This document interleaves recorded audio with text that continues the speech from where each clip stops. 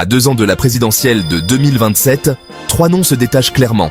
Jordan Bardella, Dominique de Villepin et Édouard Philippe. Officiellement, aucun ne s'est encore déclaré candidat. Mais plusieurs signaux laissent penser que tout est déjà mis en place, dans les coulisses, pour que l'un d'eux accède à l'Élysée. C'est comme si le scénario avait déjà commencé à s'écrire. En 2022, Jordan Bardella prend la tête d'un rassemblement national en pleine transformation. 4%, Jordan Bardella est élu président du Rassemblement national. Sa communication est calibrée au millimètre, son image méticuleusement soignée. Bardella est projeté au premier plan de la scène politique. Mais ce qui interpelle, c'est la rapidité avec laquelle il s'impose médiatiquement. Bonsoir Jordan Bardella. Bonsoir Madame Cass. Bonjour Jordan Bardella.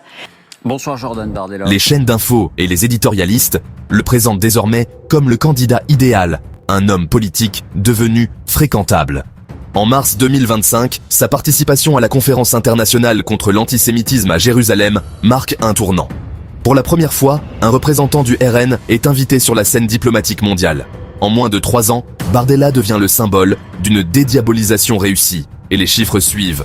Soutenu par des sondages le plaçant déjà en tête, avec 35 à 36% au premier tour, s'il devait remplacer Tata Marine. Autre signal fort, 60% des sympathisants du RN déclarent désormais préférer Bardella à Marine Le Pen.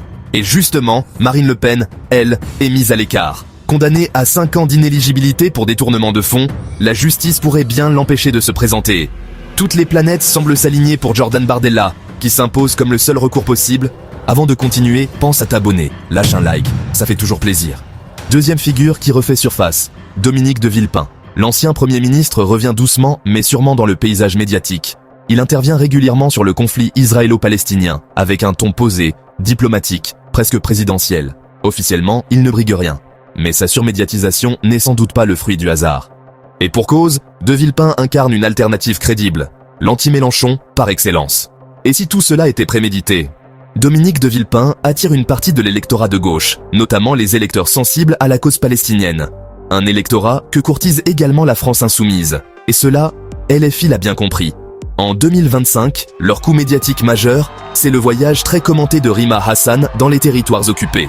Un moyen clair de reprendre la main sur un terrain que de Villepin leur subtilise peu à peu. J'ai un mot à dire à Israël.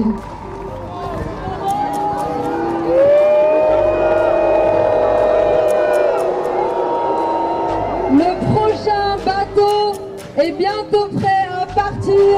Mais est-ce déjà trop tard ? Car de Villepin progresse dans les sondages. 8% d'intention de vote. Pas mal, pour un trouble fête sans programme et sans campagne officielle. Les journaux qui disent que vous vous préparez pour l'élection présidentielle racontent n'importe quoi.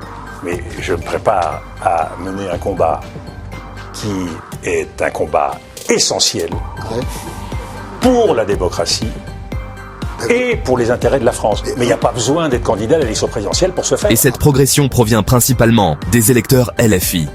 Résultat, LFI chute mécaniquement. La présence de Jean-Luc Mélenchon au second tour de l'élection présidentielle 2027 devient de plus en plus compromise.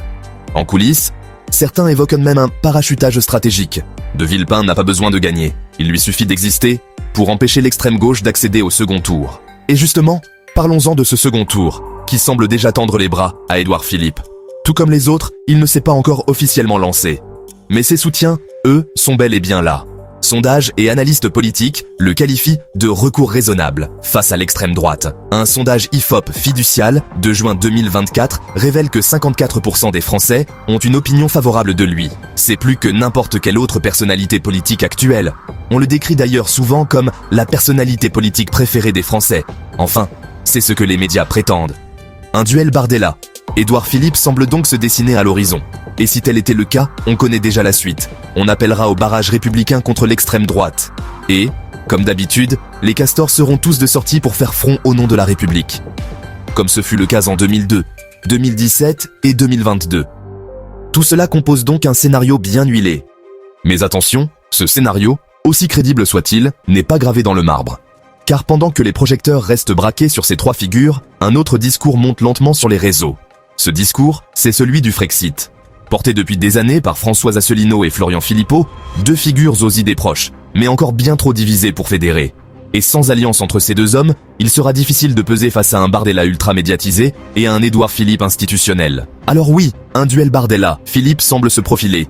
Oui, la machine médiatique et politique pousse en ce sens. Mais l'émergence d'un courant souverainiste, encore discret aujourd'hui, pourrait bien ouvrir une nouvelle brèche. À condition qu'Asselineau et Philippot dépassent leurs différends et s'unissent pour proposer une véritable troisième voie.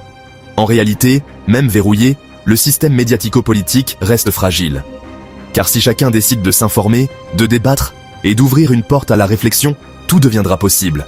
Alors, Françaises, Français, le destin de la France est entre vos mains. Faites le bon choix.